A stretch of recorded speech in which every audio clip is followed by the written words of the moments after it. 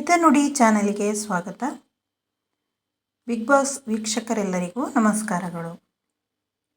ಕಿಚ್ಚನ ಕೆಂಗಣ್ಣಿಗೆ ಗುರಿಯಾದ್ರ ಉಗ್ರಂ ಮಂಜು. ಗೆಳತಿನ ಮೆಚ್ಚಿಸೋ ಕೆಲಸ ಮಾಡುತ್ತಿರುವುದೇಕೆ? ಉಗ್ರಂ ಮಂಜು ಗೌತಮಿ ಗೆಳೆತನಕ್ಕೆ ಬ್ರೇಕ್ ಬೀಳುತ್ತಾ? 55ನೇ ದಿನಕ್ಕೆ ಕಾಲಿಟ್ಟಿದೆ ಬಿಗ್ ಬಾಸ್ ಸೀಸನ್ 11.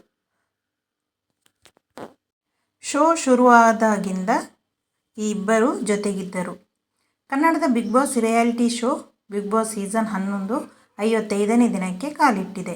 ಇಂದು ನಡೆದ super Sunday with Badsha Sudeepa ಕಾರ್ಯಕ್ರಮದಲ್ಲಿ ಉಗ್ರಂ ಮಂಜು ಸುದೀಪ್ ಕೆಂಗಣ್ಣಿಗೆ ಗುರಿಯಾದ್ರ ಅಂತ ಅನುಮಾನ ಶುರುವಾಗಿದೆ.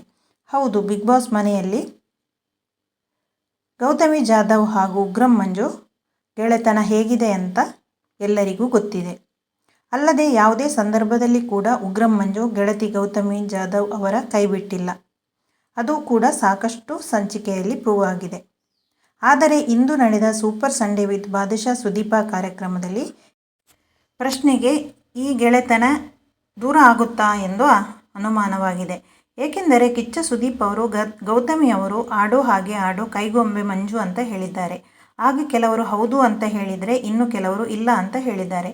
ಇದಾದ ಬಳಿಕ ಮನೆಯಲ್ಲಿ ಯಾರನ್ನು ಮೆಚ್ಚಿಸಬೇಕು ಅಂತ ಪ್ರಶ್ನೆ ಕೇಳಿದ್ದಾರೆ. ಆಗ ಮಂಜು ಅವರು ಗೌತಮಿಯನ್ನು ಮೆಚ್ಚಿಸಬೇಕು ಅಂತ ಹೇಳಿದ್ದಾರೆ. ಆಗ ಕಿಚ್ಚ ಸುದೀಪ್ ಅವರು ಸಿಟ್ಟಿನಿಂದ ನೀವು ಮೆಚ್ಚಿಸಿ ಅಂತ ಹೇಳಿದ್ದಾರೆ.